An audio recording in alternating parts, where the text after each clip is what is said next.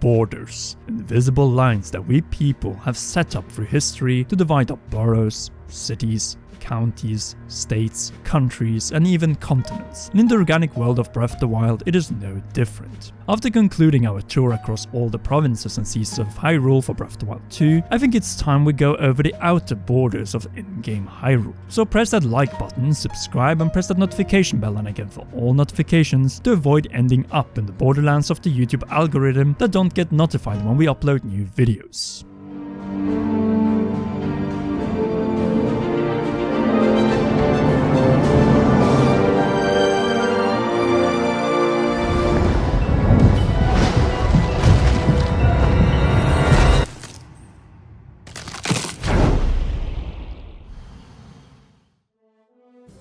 Within Hyrule, towns, the 8 provinces, and within these even entire nations are carved up along the borderlines of rivers, lakes, valleys, and mountains. Natural boundaries that separate the terrain belonging to the dominant kingdom of Hyrule from the Sheikah of Kakariko and Necluda, the Zora kingdom of Lanayru, urbanized Gorons of Eldin, the Rita of Hebra, and obviously the desert of the Gerudo tribe and their unwanted eager guests. Then there are areas that we call borderlands. No, not that kind of borderlands, but rather territories that do not clearly belong to any race and might be a mixture of multiple different races and cultures, and thus also be contested.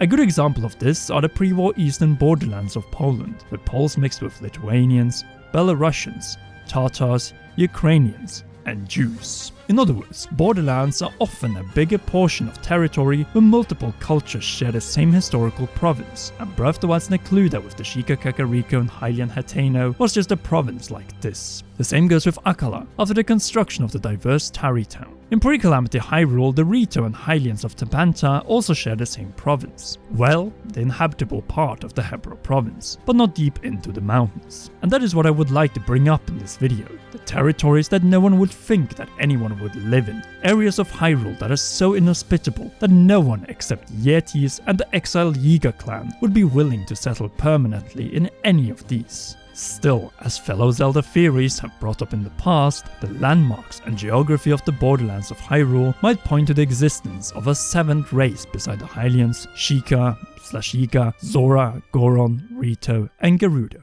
One that even challenged the kingdom of Hyrule's dominance in the land. The barbarians, also known as the Zonai or Lome, a civilization and culture which traces are prevalent in particular across the border provinces of the kingdom of Hyrule, and it is by far furthest edges to the west, north, and south. All territories that with a few exceptions are heavily depopulated and lack humanoid activity. The South Lome Labyrinth, the Gerudo Highlands, Thundra Plateau, the North Lome Labyrinth, Typhlo Ruins, Lome Labyrinth Island, and obviously Zonai Ruins. All areas that did not have divine beasts, and which unless you went for all 120 Sheikah shrines were to a large extent optional and challenging to reach within the game. There are also areas located in the edges of deserts and canyons, icy tundra and mountains, literal islands, and thick jungles. Only that they only show up on the game map if you downloaded them from the Sheikah towers around Hyrule. Areas that the Zelda team deliberately turned into the natural boundaries of the open air of Breath of the Wild, but which also could serve for expanding the land in multiple directions if the map was to be revisited and expanded someday. As we have mentioned in past videos, the Zelda team loves to revisit locations of past Zelda games in later games to show the spiritual connection across the series, but also to expand them. This idea stretches back all the way to Zelda 2, The Adventure of Link, when the map of Zelda NES Hyrule was expanded from this to this. Quite the extension if I say so myself. But what will in this case be the crucial connecting line between what we know and the unknown? Obviously, the borderlands, which with the exception of Lorelin and later on in the game Tarry Town, lacked larger settlements, but hid plenty of curious landmarks and mysteries of times unknown, as creating a champion so nicely outlined. Ruins so old that they predate the ancient Sheikah 10,000 years ago, and for some reason are all spread out across the boundaries of Hyrule. Are these remnants of a former barbarian civilization that surrounded the kingdom of Hyrule and denied further expansion to the kingdom? It could absolutely be. And it could also be that this land of dark magic, sorcery, and isolationism eventually was conquered by the other tribes of Hyrule after Ganondorf was sealed. Then, the survivors of this defeated tribe were forced to settle in specific locations like say Lorelin, or otherwise go underground.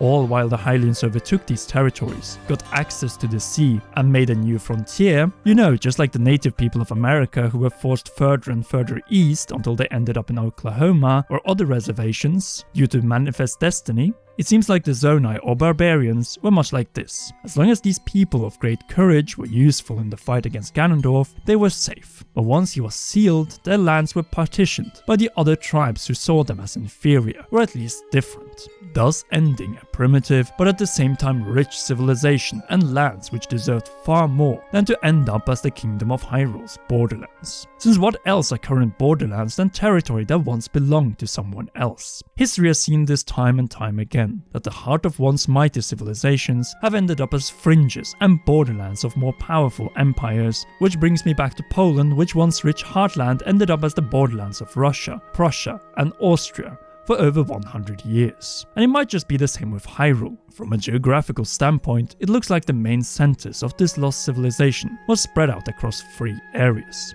Faron, aka the current Zonai ruins, and Temple next to the Spring of Courage in the south was likely the capital of the entire tribe, and Typhler ruins, which was right north of the Great Hyrule Forest, and thus Korok Forest was another important settlement.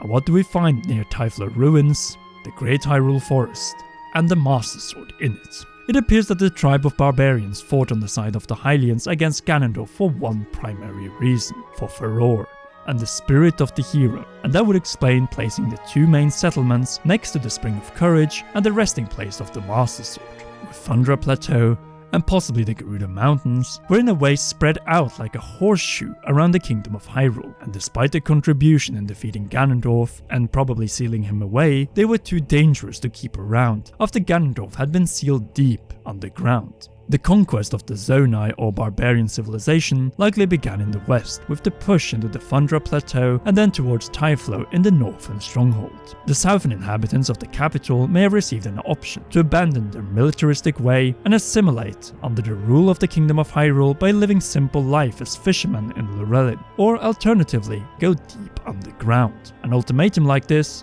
would make sense, based on the past contribution the barbarians have provided to the Kingdom of Hyrule in the battle against Ganondorf and aiding their hero in the decisive sealing of the King of Evil.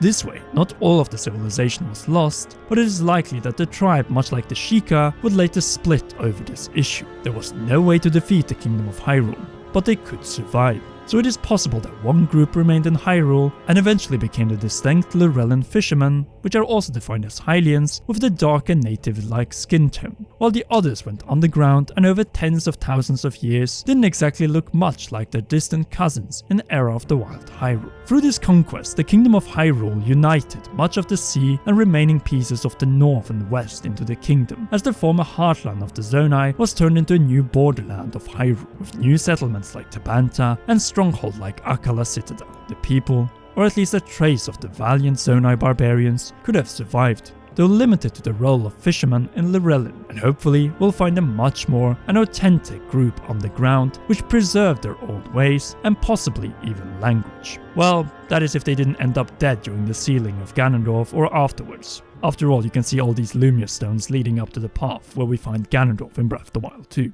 And that is what makes Borderlands and cultures within these, in the real world and in Hyrule, so fascinating. There is a story to be told within the spread out ruins, which remained unchanged as they were, with the exception of the Lomé Labyrinth, never repurposed and left to decay. A lost or possibly just hidden civilization that could be introduced in the sequel of Breath of the Wild and bring us a new race that could bring new life to the once rich Borderlands after giving us a taste of a different type of Hylian in Lorelin, territory that surprisingly escaped the wrath of the Calamity 100 years ago and remains standing to this day. Well, obviously since the Calamity was controlled by Ganondorf. He didn't target unpopulated structures and ruins in the Borderlands, but rather Hyrule Castletown, the central settlements of Hyrule Field, and then later on settlements and strongholds found in the Borderlands like Tabanta Village and obviously Akala Citadel, which obviously was inhabited or manned by Hylians. And that is the thing, as it was the Hylian hero Link and the many Princess Zeldas who time and time again brought Ganondorf's defeat and thus became his targets. Perhaps the Borderlands of Hyrule were always meant to be used for future DLC and now sequel,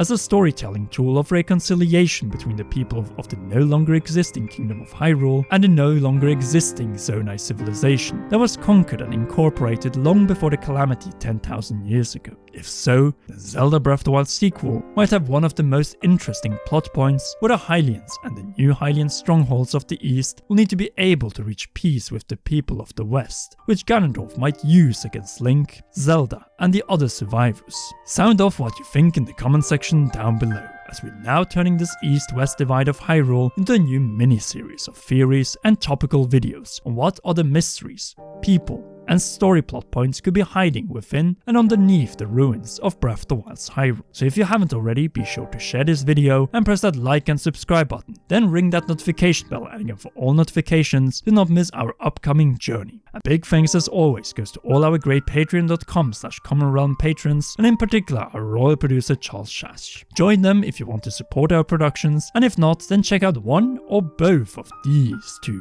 awesome videos.